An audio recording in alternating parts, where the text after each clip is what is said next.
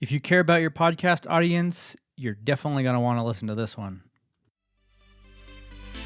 On board, I'm the captain, so climb aboard. We'll search for tomorrow. On every show, and I'll try.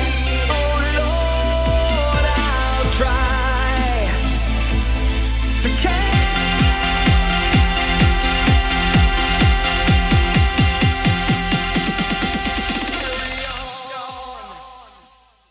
Hey, and welcome to episode 13 of the Set Sail Podcast. My name is Ross, and just heads up, I want to let you know that you can find all the details, I guess you would call them show notes, over at setsailpodcast.com/13, and that'll take you over to podcastinsights.com, which is the website that this podcast is a part of. So it'll just redirect you over there to the page, and you can get all the links and details all about the best WordPress hosting sites for podcasters. And that's what we're going to be talking about today. And it's kind of an important topic because a lot of people, they kind of just go for the cheapest option. You know, someone recommends a company and they just go with it because it's $3 a month or something like that. Don't do that. You're just going to run into trouble. The people who visit your site aren't going to be happy. It's going to be slow. And as you grow, you'll run into issues. And then you'll have to go through a migration process, which I have done too many times. And it's just a pain. So I recommend going with someone kind of well-known for speed and quality up front, because then you won't have to deal with all the migrations or your site going down or getting real slow. So we'll talk all about kind of who to go with and who not to. But I just wanted to kind of say that up front. And there's actually one company that owns a ton of different hosting sites or platforms. So I'm going to pull up the link. It's called Endurance International Group. And there's been some case studies and some kind of research, I guess, out there that whenever they have bought different hosting companies, their support tends to just decline and their speed tends to go down. There's just nothing good tends to happen after they acquire a company. And it's just kind of a indication of how they run their business. So let me just read off a few of the ones. And these are companies you likely want to avoid. You may be with them already. That's okay. But I just want you to know, if let's say you leave one of these companies and then you go to join a different hosting platform, but really you're just signing up with the same company. Probably they don't make it obvious, so you don't really realize what's happening. But I'll read off a couple. Small Orange, Bluehost, which is probably the most popular, Domain.com, Citrix, Fast Domain, Fat Cow, HostGator, I said Bluehost already, iPage, let's see, they own Constant Contact, a handful of others here. There's a link on the page to their Wikipedia page that lists all their brands, so you can kind of check that out. And it's all owned by one company, just big conglomerate, I guess, if you will. And yeah, I just keep hearing more and more negative feedback about the sites and companies that they run. So I would just avoid them if you can. Another thing is I really recommend WordPress for your website. It's really easy. It's well supported, and there's a ton of different plugins and things that you can make it your own. So you want to, it's important to collect emails so that you can let your listeners and subscribers know about new episodes. So WordPress makes it really easy to integrate a ton of different email opt-in plugins. So that's one nice feature. It's easy to change themes and layouts, and there's lots of, they call them widgets, that let you really customize it to your heart's content. There's even like drag and drop builder type things that you can get. You can use those with WordPress. So really, you have a ton of options available. There's different sharing systems, you name it. So that's a couple reasons that I recommend WordPress, and it's constantly being updated. And the core platform, or CMS, content management system, is actually free. You just have to potentially pay for themes and plugins, but yeah, it's really cool. And now let's get into some of the best WordPress hosting options. Number one, and the one that I use on podcastinsights.com, is Kinsta. That's Kinsta. And they actually launched not too long ago in 2014, and they have quickly become one of the fastest kind of WordPress specific managed platforms. So let me see. Pull up some of the companies that work with them: Intuit, GE, Ubisoft, Workforce, kind of ton of big companies. And they used to just have plans that started at $100 a month, I believe. But within the last, I want to say 6 months or so, they really expanded their offerings, added some additional features, and now they have plans that start at $30 a month for one WordPress install. And you can always scale up as you grow. So you can change the plan really easily right within the dashboard. And just so you know, I'm currently on the $200 a month plan just because of the number of visits I get. And I have some other websites on that plan. So I know that may sound like a lot, but I take speed very seriously. And it translates into people not bouncing or leaving the website. It translates into just better performance, better everything, really. And it's more than worth it to me. And I think it's more than worth it to you as well. Even if you go with their basic plan and just kind of, it'll grow with you. So let me hop back over here. They have some really cool features like one-click staging. So you can have a staging website, which is basically an offline, it's online, but offline version of your site that you can mess with. So that, if you break something, or if you kind of make something look weird, or you're not sure if a plugin is going to work with your system, then you can try it out there. And then when that's looking good and kind of how you want it, then you can just click one button and push it to the live version. So that's awesome. They've really integrated that well within their system. So there's some other cool features. They have a free CDN. And what a CDN is, it's a content delivery network. And it's basically a bunch of servers all around the world that take your files, like your images, and store them all over the world. And then if someone visits your website, they will be delivered those files, like your images, from the server closest to them. So it just makes for a faster overall experience. And because those files aren't delivered from your main server, it actually takes some of the stress and bandwidth off of the core server as well, allowing you to have even more visitors, before you start to see issues. Not that you will with Kinsta, but overall it's just win-win. It's a free feature.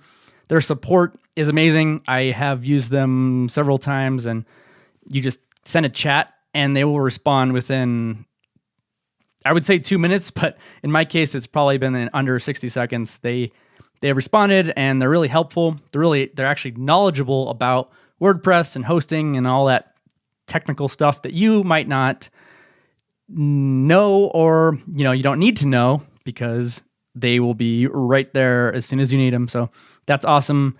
Another cool feature that is included with their plans for free is the ability to choose where your core server is. So I know they have several in the United States, and then they have them all over the world. So let me see if I can pull up the feature section real quick here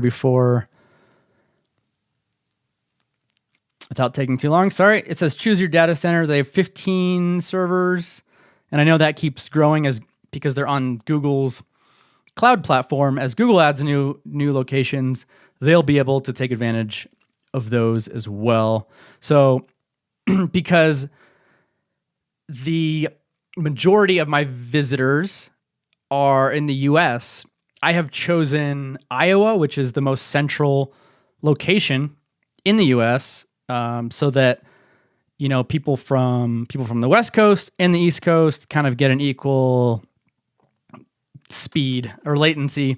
And then I'm in the middle of the country in Colorado, so it's fast for me, which probably doesn't matter as much. But if you run a local business or a local podcast, this is an excellent feature because you can have your server as close to the majority of your visitors as possible, which is awesome. The next site I'm going to talk about, our next hosting platform, is WP Engine. And I used to recommend them before Kinsta added some of their lower priced options. But recently WP Engine has actually increased their pricing a little bit, and certain things like a CDN will cost you an extra $20 a month.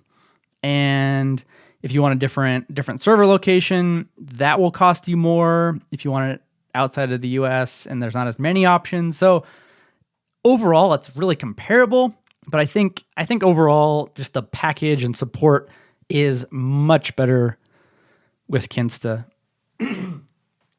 So if you want to check that out, you can go to setsailpodcast.com/Kinsta. That's KINSTA. And then if you want to check out WP Engine for comparison purposes, you can go to setsailpodcast.com/WP Engine. And I do have a coupon code for that. If you decide you like them, it's WPE20 off. So just make sure you use that if you do go that way. And then there's a couple more here. Flywheel is the next one, and they're another managed WordPress host, and they're really geared towards developers and designers of WordPress sites. So, if you're an agency and you create your own WordPress site, they make it really easy to do all that and then basically host it for clients. There's a built-in payment platform, or you can hand it off to them. So those type of management features are what really sets them apart.